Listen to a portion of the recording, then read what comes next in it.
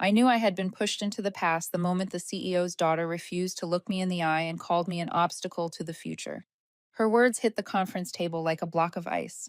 No one reacted, but I felt it as clearly as daylight. I had just been moved into the category of old furniture they planned to haul away before the company entered its shiny new era. And that was only the first 10 seconds of this morning's meeting. The glass conference room on the 18th floor of Cardionova overlooked the rush of Boston below. Light bounced off the long oak table, making the room feel like a stage where a few people were cast as leaders, and the rest were forced to sit quietly and watch. It was the first meeting led by Chloe Whitman. 2 weeks ago, she was still just the CEO's daughter. Today, she walked in with a brand new title, Chief Transformation Officer, the one tasked with reshaping the company for a high-profile IPO.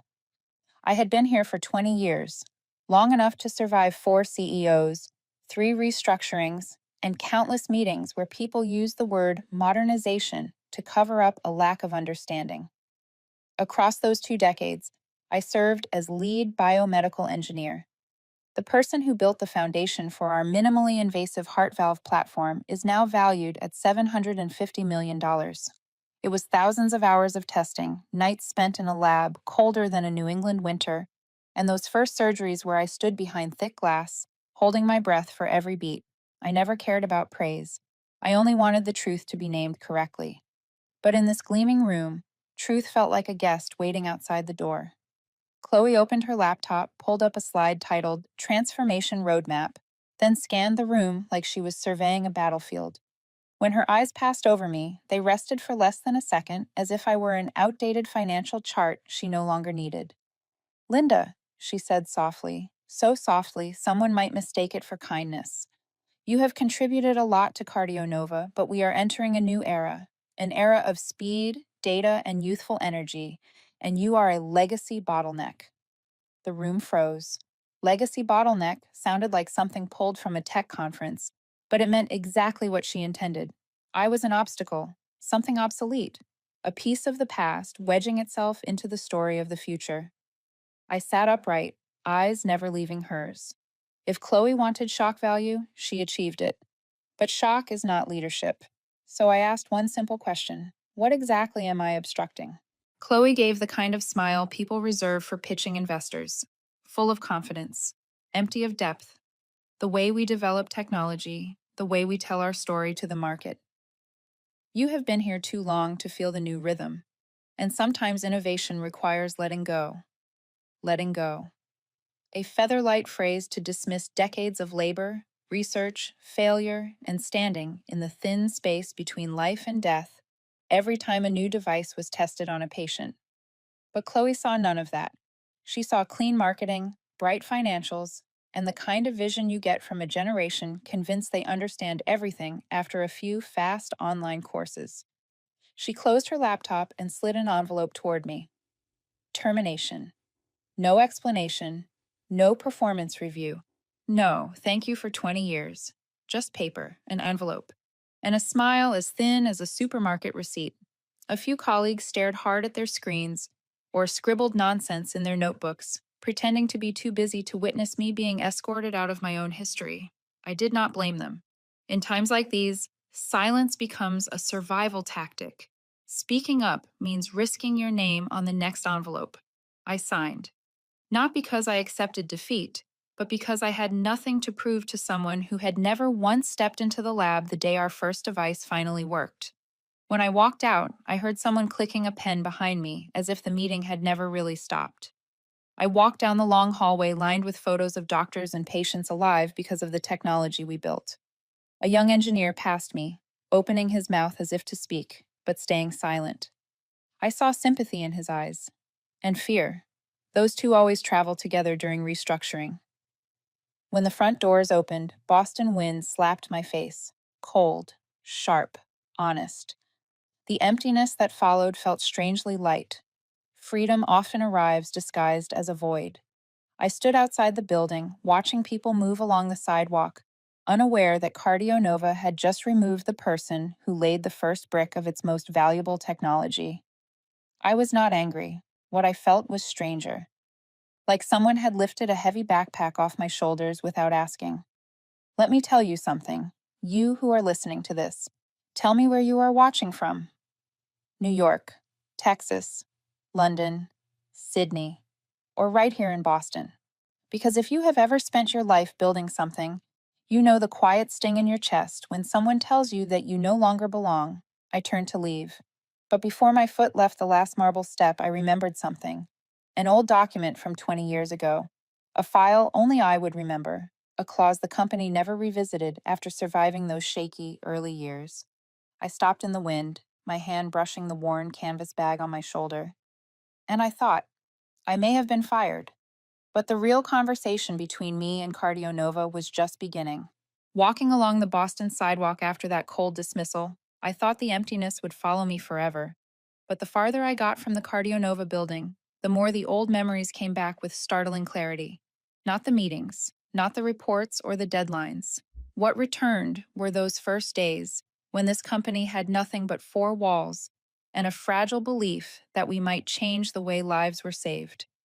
20 years ago, Cardio was not in a glass tower downtown. It began in an old warehouse by the Boston Harbor, where the smell of sea salt mixed with rusted metal and the sound of container ships echoed every morning. The original office had 3 rooms: a meeting space barely the size of a closet, a shared workspace with a warped wooden table, and a lab where we had to pull new wiring ourselves because the old circuits could not handle the equipment. On my first day, I remember thinking, a place like this wants to save lives. But then I met Dr. Samuel Reed.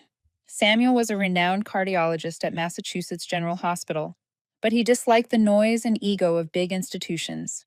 He came to Cardio because he believed next-generation medical devices needed to be built by people willing to try, willing to fail, and willing to stay patient until the right answer finally appeared. He told me something I never forgot. We do not invent to impress the market. We invent so people do not have to die too soon. That one line kept me here for 2 decades. We started developing the prototype of the minimally invasive heart valve in a lab. So cold, the windows rattled every time the cooling system kicked in. The earliest version was clumsy and heavy, not much better than a water pipe clamp. People laughed when they saw it. But Samuel did not laugh. He stood beside me with a steady voice, as if commenting on the weather. Linda, solutions usually begin with things that do not look like solutions at all. In those early years, Cardio nearly collapsed at least 3 times. Some months, our account barely covered a single payroll cycle. I remember one emergency meeting because an investor pulled out an hour before signing. CEOs rotated through so fast we stopped learning their names. We were engineers, used to pressure, but the pressure of wondering if you would still have a job next month was a different kind of weight.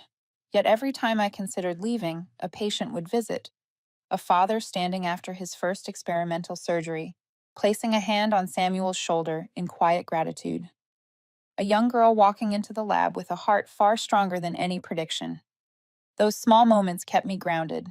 They kept me believing Cardio had a reason to exist. But during that chaos, I learned something important. When a company shakes, people forget what belongs to whom. One night while we were inspecting the device before a major trial, our attorney, Mark Sullivan, came to find me. Mark was quiet, but every word he spoke mattered. He rested a hand on my stack of documents and asked a blunt question. Linda, have you filed the provisional documentation for the valve design under your name? I was surprised. I assumed the company handled it. Mark shook his head. With this level of disorder, if you do not register it yourself, you could lose control of it. And believe me, one day they will forget who built this. It sounded pessimistic, but Mark was not wrong. I had spent thousands of hours designing every material layer, every pressure parameter. I did not want to wake one morning and find it credited to someone else because the company forgot. So we filed the provisional patent under my name, a quick, simple decision that would later become the hinge of my entire life. To let the company use the technology, I granted Cardio an exclusive license. It was my idea. I wanted the company to survive and patients to benefit without legal complications. But Mark thought differently. He understood the law more than I did. He understood people more than I did. And he knew no one could predict the future of a company always on the edge of restructuring. So Mark suggested one more clause, a single sentence tucked at the end of the agreement, a place no one bothers to read when a company is scrambling to stay alive. It stated, if the inventor is terminated without cause, ownership reverts automatically within 48 hours. When I signed it, I never imagined I would need it. The company was fighting for survival, and no one cared about who owned what. The clause felt like switching on a light in a room no one used. It existed, but no one noticed. Time passed. Cardionova stabilized. Our heart valve proved its value. The finances strengthened. New CEOs arrived and left. Each one tried to leave a mark. And through all that motion, the old paperwork drifted into storage, dust settling on provisions that had once mattered. By the time the company was strong enough to build its glass tower on Atlantic Avenue, the reversion clause had slept untouched for nearly 20 years. No one mentioned it. No one remembered it. They remembered the revenue the technology brought, not who created it or how it was protected. I had forgotten too, at least until the morning Chloe fired me. But memory is strange. It can sleep in the dark for years, then wake the moment you need it. Standing in the Boston wind that morning, I felt an old door swing open. I never thought I would need that clause. But today, the clause that slept for 2 decades is waking up, and it is not waking up gently. That evening, I returned to my small apartment by the Charles River, just as the sun slipped beneath the horizon, leaving a ribbon of orange light stretched across the water. The wind moved gently, enough to stir the last dry leaves clinging to the balcony. I opened the door, turned on the kitchen light, and set my bag on the chair, with emotion so natural you would think this day had been just another ordinary day. Strange how a person can walk away from a hard blow and still hold a calm that surprises even themselves. I made a simple dinner, reheated chicken soup and a slice of toasted bread. I was not hungry, but I knew I needed to chew something to keep my mind from drifting too far. I ate while looking out the window. People kept moving along the street below, car lights trailing like faint threads. None of them knew that this morning I had been pushed out of a place I helped build from the first brick. And none of them knew I was watching my own emotions the way a doctor watches the irregular rhythm of a patient's heart. No anger, no sharp pain, only awareness. It surprised me. I thought I would slam a fist on the table or at least mutter a curse when I remembered Chloe's smile. But no. The feeling was like seeing a giant cloud from a distance. It looks threatening until you get closer and realize it is only a soft mist dissolving. I stood and walked into the small workspace next to my bedroom. I rarely used this room except to store old documents. On a low wooden shelf sat a gray metal box, the kind people use to keep important things they do not reach for often. I set it on the desk, brushed off a thin layer of dust, and unlocked it. Inside was a part of Cardionova's history no one but me remembered. Stacks of papers are mixed. Material invoices from our lean early days, lab notes from the first trial, photos taken with an old camera back when the heart valve prototype barely had a shape. I lifted each document, my fingers tracing numbers, scribbles, the uneven handwriting of my younger self from 2 decades ago. My hands did not shake, but the cold breath of memory still found its way in. People think the past sits far away, but really it just waits quietly in a drawer for you to lift the lid. I sorted through the papers until I saw a pale yellow envelope pressed at the bottom. The emblem of the United States Patent and Trademark Office is marked in the corner. Impossible to mistake. I pulled it out and laid it on the desk, light enough that I could hear the paper rustle. It was the copy of the provisional patent Mark had filed under my name. I opened the envelope. The smell of old paper rose, familiar and distant at once. Inside were several pages clipped together, each softened by time, the blue ink fading along the edges. I read the first lines. Minimally invasive heart valve design. Inventor. Linda M. Parker. Filing location. Boston, Massachusetts. Filing date. 19 years and 11 months ago.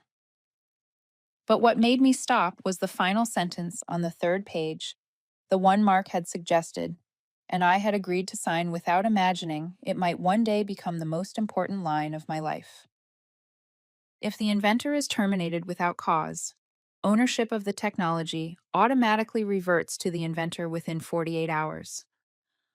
I read each word slowly, the way a doctor re examines an x ray to see if there is anything they missed. Nothing was wrong.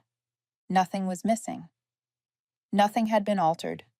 The clause had waited there for 2 decades like a silent witness. It is remarkable. A company can build a new tower, change its logo, host extravagant events, and still fail to erase a single line of text once it has been signed and stamped into law. I leaned back in the chair and closed my eyes for a moment. Not to reminisce, to confirm to myself that I was not imagining this. When I opened my eyes again, the yellow streetlight outside caught the pages just right, making the printed words glow. I picked up my phone, photographed each page, making sure every line was clear. Then I opened an email, entered Mark's address, attached the images, and wrote one simple sentence. How long do you think justice remembers? I hit send. No hesitation. The phone went dark on the desk, but I left it there as a reminder that sometimes justice does not arrive with thunder. It arrives as a forgotten line waiting in an old document. I gathered the files, set the provisional envelope on the desk, then turned off the light. The glow from the street outside fell across the papers, drawing a long line of light like an underline stroke. Not loud, not dramatic, just a quiet, steady brilliance, as if the past had finally spoken after a very long sleep. I stood at the doorway and looked at the envelope one last time before stepping out. And I understood that I had just flipped the switch on a machine Cardionova had forgotten existed. Truth does not need noise. It only needs the right moment. I woke before the alarm could ring. The first light of dawn slipped into the room, pale and cold, falling across the corner of the table where the patent envelope still lay open. Boston at daybreak felt like an old man deciding whether he wanted to begin another day or not. I made coffee, steam rising thin and fragile, like the line between the past and whatever waited ahead. My phone vibrated. Mark's name appeared. I answered. He did not waste time. Linda, the clause is valid. Completely. I leaned a hand against the counter. His words did not make my heart race. They simply confirmed what I had known the moment I saw the envelope yesterday. But hearing it from someone like Mark, someone who never spoke until he was certain, felt like having a light switched on in a dark room I had been standing in for 20 years. I said, Mark, explain it as if you were talking to a 60-year-old watching television, not an engineer, not a lawyer. He let out a quiet laugh. All right, you lent them the technology. But you never handed over ownership. Think of it like a house. They lived in it, polished it, showed it off. But the deed stayed in your name, and when they threw you out without a professional reason, the contract says the keys must be returned within 48 hours. The way Mark explained things always made the truth uncomfortably clear. I asked, so the clock started yesterday? Yes, the moment they gave you that letter. At this point, we have already lost nearly 12 hours. No one can stop the clause. It is automatic. I took a sip of coffee. It was not very hot, but warm enough to pull me into the present. The clause had come back to life after 2 decades of silence. It did not need me to fight for it. It only needed time to return on its own. Time Cardionova believed it owned forever. Mark said he would send a written confirmation and prepare the official notice to the patent office once the window expired. His voice was calm, but I caught the undertone of a man who knew. A large door was about to close behind a company that thought it was untouchable. I thanked him and hung up. When silence filled the kitchen again, I felt something unusual. Not revenge, not triumph, but justice, walking toward me slowly and steadily. I opened my laptop. My internal access would be revoked soon enough, but for now, I could still see the event page for the Cardio Nova Future Summit. Manhattan, 3 days from now. A grand showcase meant to convince major investors to sign their final commitments before the public offering. I scanned the agenda and saw Chloe's name everywhere, as if she had invented everything from the ground up. She was delivering the opening keynote. Her notes listed 3 pillars: the next era, artificial intelligence for cardiac innovation, breakthrough-driven transformation. Phrases like those appear at every tech conference. Glossy, polished, empty. Chloe loved them because they created the illusion of authority without demanding understanding. I pictured her in some luxury meeting room high above Manhattan, rehearsing every line as if preparing for the biggest performance of her life. I scrolled through the guest list: Silicon Valley investors, representatives from the national regulatory agencies, global healthcare conglomerates, several officials from the Federal Health Department. Every name was a wallet large enough to push CardioNova onto the stock exchange. I leaned back in my chair, thinking. The entire company was orbiting around this event. They were fine tuning slides, checking live stream feeds, arranging receptions, and preparing glossy video reels. Everyone believed the technology behind the celebration belonged to them permanently. No one thought to verify the legal status of the original patent. That carelessness had carried CardioNova forward, and now it would pierce straight through their armor. I paused for a moment, imagining Manhattan during the summit. White lights from massive screens wash across the grand hall, crisp suits pressed to perfection, champagne glasses touching in hopeful laughter. And in the center of it all, Chloe stepped on stage with the confident smile of someone who believed she had earned her place. None of them knew that the foundation beneath everything they would present was quietly slipping out of their hands, hour by hour, minute by minute. None of them imagined a forgotten clause could reroute the path of a company on the edge of going public.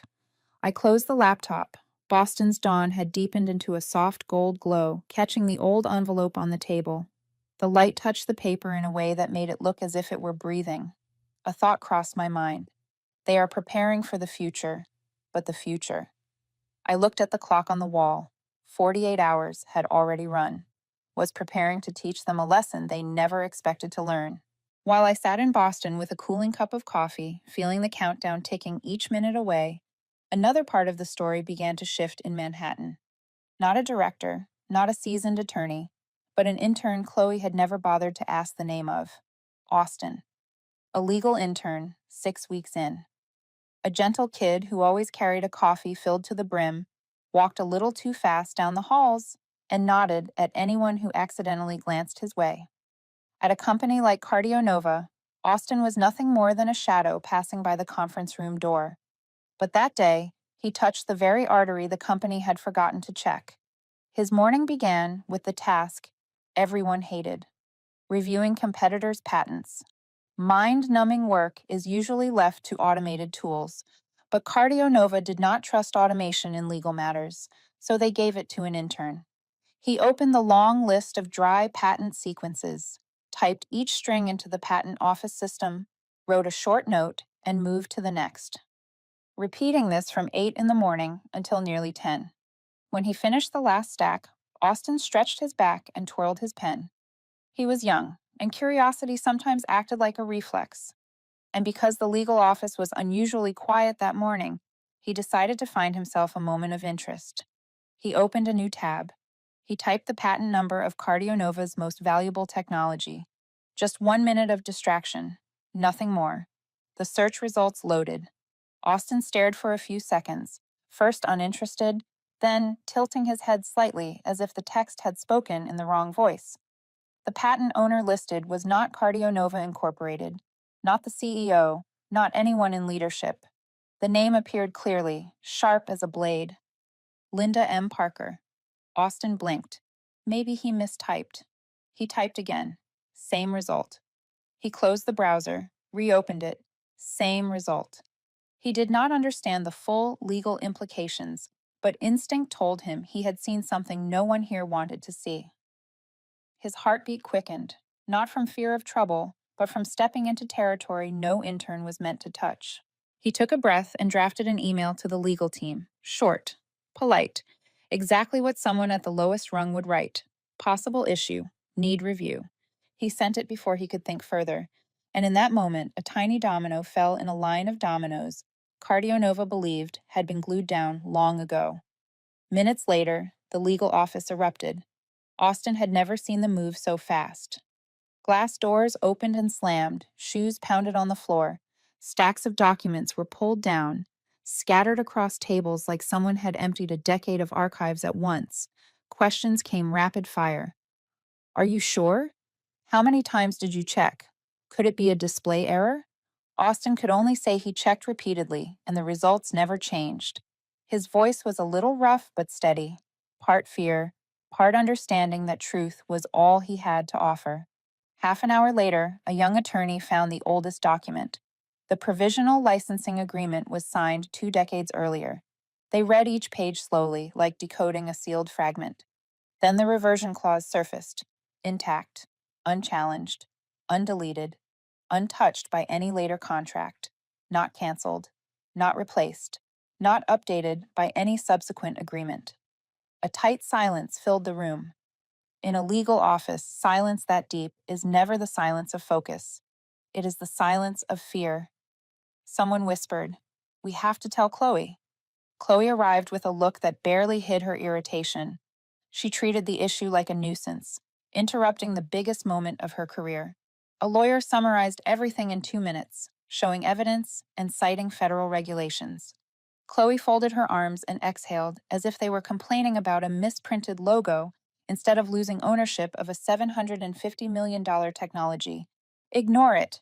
We are not disrupting anything before the future summit. The room froze. An older lawyer spoke. "Chloe, this means we no longer control the core platform if we do not verify immediately." Chloe cut in, her voice sharp enough to slice through reason. Linda was terminated. The name on the patent database is obviously an error. All rights belong to CardioNova, and we are not delaying a multi-million-dollar event because an intern typed the wrong number. Austin felt her eyes graze him. Not anger, contempt. The expression is reserved for someone standing in the wrong room. Another attorney suggested an independent verification. "No," she said. "I already answered. Do not let this disrupt the process. Keep preparing for the summit." She turned and walked out, moving as if she had just won an argument, not dismissed a warning that could collapse the company. When she left, no one spoke. Everyone returned to their desks, but no one truly worked, because they all knew the silence Chloe demanded was not a solution. It was a tablecloth thrown over a block of ice, cracking beneath their feet. Austin sat back at his station. He stared at the email still visible in his sent folder. 4 words. He had typed before he understood anything. Possible issue. Need review. He did not know what he had ignited. He did not know that in less than 24 hours, that email would shake Manhattan in ways even Chloe could not imagine. He only knew one thing. His morning no longer felt like any morning before, and neither did CardioNova. That morning, Manhattan looked like a stage built specifically for CardioNova. Clear sky, light wind, giant banners. Hanging along the entrance of the convention center shimmer under the sun. They spared no expense on spectacle. The glass revolving doors were polished enough to reflect every person who walked through.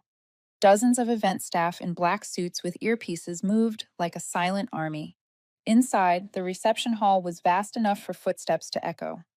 Bright exhibition booths, towering LED screens, looping videos titled "The Future of Cardiac Care," soft electronic ambiance drifting from hidden speakers overhead, investors with gold badges, cardiologists from the most respected hospitals, representatives from the National Regulatory Agency, venture capital funds. Everyone was there. The crowd looked more like a technology award show than a biomedical summit. This was the day CardioNova planned to prove it owned the future of minimally invasive heart technology. This was the day Chloe intended to crown herself as the architect of a new era. And this was the day everything began to crack. Chloe stepped onto the stage like a polished speaker walking into a TED studio. Spotlights lit up her pristine white suit. Her hair was perfectly styled, and her eyes carried the shine of someone who believed that speaking loudly and quickly could rewrite history. She opened her talk with a rehearsed smile. "Greetings, everyone. Today, we stand in Manhattan to open the next chapter of American cardiac technology." Her voice rang with practiced brilliance. Every line is packed with media-friendly keywords. Next era, transformative care, artificial intelligence-powered diagnostics, patient-centric innovation. The room sat silent, not because they were moved, but because they had heard speeches like this 100 times. The technology world loves promises that sparkle more than the truth behind them. By the ninth slide, 2 large words filled the screen. Proprietary technology. Chloe lifted her chin as if presenting a priceless jewel. Our core technology is fully protected by patents and exclusively developed by the CardioNova team. She did not finish the sentence. In the second row, an older man stood, one of the largest investors, the very person CardioNova hoped would lead the next round of funding. He did not raise his hand. He simply held up a sheet of paper. I have one question before you continue. His voice was deep, steady, and carried the weight of someone accustomed to signing very large checks. Chloe froze for a moment, but kept her smile. Yes, please. The man raised the document higher so the lights hit the text clearly. According to the Patent Office database I checked this morning, this patent is currently owned by, he glanced down, Linda M. Parker, someone I heard your company terminated this week. The sound fell over the hall like a stone. Within seconds, murmurs rippled outward in waves. Chloe stood motionless, her smile frozen in place. The shape still there, but the life gone. She forced another smile, thinner. Perhaps you are viewing outdated records. We own the entire technology. This must be a system error. What Chloe did not know was that in that moment, nearly 300 attendees scanned the QR code CardioNova had sent with their invitations. It linked directly to the patent database, and one by one, they saw the same line. Owner, Linda M. Parker. No error, no typo, no excuse. Several rows back, a representative from the National Regulatory Agency leaned toward a colleague and whispered something. They swapped a few credential cards, then rose to their feet. As they walked toward the aisle, the entire hall seemed to hold its breath. Chloe saw them and turned pale. She spoke quickly. There is no need to worry. All legal procedures are. But the representative cut her off, speaking through a handheld microphone so no one could pretend not to hear. Demonstrating a medical device without valid intellectual property rights is a serious violation. If this continues, all data and devices presented today may be seized by federal authorities. The room fell into an icy silence. Some investors blanched. Others pulled out their phones to recheck the database. A few stood up immediately and headed toward the exits. No shouting, no chaos. But the scraping of dozens of chairs was enough to turn this multi-million-dollar event into a catastrophe within minutes. Chloe clung to her script, but every word made her look like someone missing a step on a staircase and pretending nothing happened. She raised her voice. We are actively working with the appropriate agencies. This is simply a misunderstanding. But no one clapped. No one returned to their seats. No one believed her. Another investor spoke loudly enough for all to hear. I will not fund a company that cannot control its own core assets. Others followed him out, not hurried, but resolute. There is no patience left for companies suspected of mishandling even a single line of documentation. On stage, Chloe stood alone under the white lights. She looked down at her note cards as if they had suddenly been printed in a language she had never learned. 3 months of preparation turned to ash in front of her. In the far corner, the sound team cut the background music. The LED screen reverted to its default state, as if it refused to keep displaying the presentation. No one scolded Chloe aloud, but the silence weighed far more than any reprimand could. A staff member rushed onto the stage and whispered something that nearly made her collapse. It could have been news that the legal team could no longer contain the issue, or that the media had already received the updated patent data, or simply the final confirmation: we are out of time. Within minutes, the entire event was canceled. Guests filed out. Staff dismantled the equipment. Security stood by the doors with uneasy expressions. Manhattan buzzed outside, but inside the convention center, everything felt like the aftermath of a silent explosion. I was not there. I did not hear the chairs being pushed back. I did not see Chloe's face when my name appeared on that sheet of paper in front of hundreds of people, but I know this. That morning, even while I was still in Boston, my name filled the entire hall in Manhattan. Right after the chaotic demo in Manhattan, the 32nd floor of CardioNova headquarters lit up unnaturally bright, as if someone had dragged the sun inside for overtime. Chloe called an emergency meeting, not the kind with an agenda, the kind people joined because no one dared refuse. Chloe entered first, her face controlled to an almost unnatural calm. She stood at the head of the table, both hands pressing against the glass surface as if she needed something solid to keep her standing. I know you are all panicking, she began, her voice flat and cold like someone reading late night news. But first, we need to be clear about who caused this. Linda, not us. The words hit like a stone. A few people exchanged glances, not because they believed Linda was at fault, but because Chloe had dodged responsibility so quickly it left an echo. Chloe continued. Second, we consider suing her. Even if her name is on the patent, the technology was developed using company resources. We have legal grounds. The head of legal interlaced his fingers and tilted his head slightly. Chloe, to sue her, we need evidence of co-inventorship. And every document from the early research phase lists Linda as the architect of the core system. A flicker of irritation crossed Chloe's face. Then find another argument. We cannot allow a former employee to hold the company hostage. A PR director hesitated. Chloe, the information is already spreading. I received verification requests from 3 major news outlets. Chloe waved her hand dismissively. Then draft a press release. Emphasize system errors, file transitions, anything that makes the situation ambiguous. The media do not care about details. The PR team stayed silent. One of them chose words carefully. Chloe, the patent office is public data. If we say anything inaccurate, it will be checked instantly, especially after the national regulators walked out. Chloe's voice hardened. I did not ask you to lie. I asked you to be smart. The way she stressed the word smart sent a chill across the room. But what mattered more was the lack of support. People stared at the table, trying to make themselves small. A vice president of finance spoke softly but clearly. My concern is the public offering, and right now we are standing on the edge.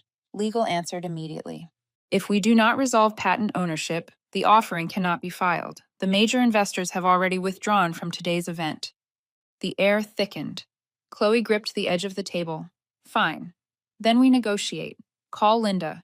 She is not someone who wants to destroy everything. We just need a new agreement. Someone let out a sad, dry laugh. Chloe, you fired her on your first day. This time Chloe said nothing. Not because she lacked words, but because everyone in the room understood the truth. The authority she clung to was slipping through her fingers faster than she could admit. The meeting ended with no one being sure what their assignment was. They only knew they were walking out onto thin ice. Ice their CEO's daughter had created. Meanwhile, in Boston, my phone would not stop ringing. Not messages, calls. The long, urgent kind of rings people reserve for emergencies. A gentle voice, slightly shaky. Linda, what happened in Manhattan was unfortunate. Everyone respects you. Another call, the complete opposite. Do you understand you are putting the company at risk? Over an old clause. Another one, straight to the point. We can negotiate. What terms do you want? I listened to all of them. I did not raise my voice. I leaned back in my chair and looked out at the Charles River turning violet as evening settled. Part of me found it amusing. It took them 20 years to forget me. It took 24 hours to remember my worth. Finally, I answered one call. My voice is steady. I am not destroying the company, but I will not let anyone profit from my work without paying for it. No argument came back. No attempt to persuade me. Just a long sigh, then the call ended. I stayed still for a moment. When you know you are right, you do not need to shout. Justice does not enjoy noise. That night, Mark sent the memo he had drafted. Only a few pages, but sharper than any of Chloe's long speeches. He did not send it to Chloe. He did not send it to legal. He sent it directly to the board of directors. A clean bypass. The memo spelled everything out plainly. If CardioNova continues claiming ownership of the technology, or misrepresents it in the public offering documents, or attempts to bring a product to market without legal rights, the company will face federal litigation. Mark ended with a line I read several times. We are not in crisis because of Linda. We are in crisis because we forgot who built the foundation of this company. I set the memo on the table. The glow of the city reflected on the glass, spreading softly across the page as if Boston itself were nodding in agreement. I am not seeking revenge. I am not trying to hurt anyone. I am reclaiming what should have always been mine. And in that moment, I understood more clearly than ever. I am not the one threatening them. The truth is, 2 days after the disastrous demo in Manhattan, I walked into the tallest glass tower in Back Bay. Not as a fired employee, but as the owner of the technology CardioNova was now desperate to keep. The board of directors wanted to meet me in person. There was no alternative in their invitation. They had chosen one of the high floor conference rooms overlooking the Charles River, the same place where decisions shaping this company's fate had been made for 2 decades. When I stepped inside, 7 board members were already seated. The atmosphere did not feel combative. It felt like they were waiting for a diagnosis they already knew would not be gentle. Chloe was not in the room yet. I was not surprised. They wanted to speak to the person with real authority before bringing in the person who merely held the title. The chairman, Raymond, gestured politely for me to sit. Thank you for coming, Linda. We want to understand the full picture, from the origin of the invention to the legal clause you now hold. I opened my bag and placed a stack of marked documents on the table. No theatrics, no grand statements, just facts arranged in chronological order. I began with the early 2000s, the day a cardiologist and I tested the prototype in an old warehouse near the harbor. I told them about the near bankruptcies, the revolving door of CEOs, and the meetings where our budget could barely carry us another 2 months. I spoke about Morgan, the former legal advisor, who urged me to file a provisional patent under my name to safeguard the technology during the instability of those years. No one interrupted. No one looked impatient. They listened as if hearing, for the first time, the full story behind the product that had made them wealthy. Then I shifted to the legal structure. Exclusive licensing does not equal transfer of ownership. They are entirely different mechanisms, and everyone in the industry knows it. The reversion clause was added at the recommendation of our lawyer to protect the inventor if fired without a professional cause. The clause was never revoked. I placed the file down. And you did fire me, not for performance, not for a technical mistake, but after a 10-minute conversation with a new CEO. The clause activated automatically, a simple procedure of intellectual property law. The conference room door opened. Chloe walked in. She tried to hold on to her confidence, but the tension across her shoulders betrayed her. She pulled out a chair, sat, and spoke immediately. I want to make this clear, Linda. What you are doing is blackmail. I turned to her, my voice so calm it disoriented her. Chloe, I call it ownership. You might try reading the law sometime. One of the oldest board members lowered his head to hide a smile. Chloe flushed, but had nothing to respond with. I continued as though the exchange were nothing more than a passing breeze. Morgan, my attorney, opened his laptop and presented the rest. His tone was steady, like someone reading test results. If CardioNova continues using the technology without legal rights, the National Regulatory Agency can suspend all clinical trials. Investors will withdraw completely. The company could face hundreds of millions in damages from litigation, not to mention liability if patients are harmed. Silence filled the room. Not the tense kind. The kind where everyone finally acknowledges they can no longer pretend this was a misunderstanding. Raymond asked, Linda, what do you want? I looked at each person before answering. I want the technology to continue saving lives, but I also want my work respected. So my terms are clear. I placed the proposal at the center of the table, an initial payment securing usage rights for the next 3 years, a long-term profit share for every device built on my architecture, a seat on the medical ethics committee with authority to review decisions affecting patients and research, and finally, Chloe's resignation as CEO. For nearly 10 seconds, no one said a word. From the outside, it might have looked like they were analyzing a complex financial chart, but in truth, they were weighing the risk of every option in complete silence. Chloe shot to her feet. This is absurd. You are trying to destroy me. And this company, I answered gently, without changing tone. Chloe, I am not destroying the company. I am protecting my work. Your position is between you and the board. One board member put his pen down. The soft click sounded like a period at the end of Chloe's resistance. Raymond looked around the table, then said, Let us focus on what matters, the survival of the company. Chloe opened her mouth to continue, but he raised his hand. Enough. The board exchanged quick looks. They did not need a formal vote. They had lived long enough to recognize when a battle was already decided. Raymond turned back to me. Linda, the board accepts your terms. We want CardioNova to move forward, and we acknowledge that it cannot happen unless we honor your ownership. I nodded, not in triumph, not in vengeance. just a balance restored. Chloe scanned the room for support and found none. She left without looking at anyone. The door closed softly behind her, yet it felt like an entire era ending. I gathered my documents and rose. The board watched me as though seeing the foundation they had overlooked for years. Before leaving, I said one final line: I am not reclaiming the future. I am reclaiming what already bears my name. Cardio Nova's press release went out Monday morning. No stylized logo, no smiling R&D team in the lab, no slogan about the future of medicine. Only a modest document, each sentence careful, like something written by the last person still thinking clearly in a kitchen full of smoke. It said three things.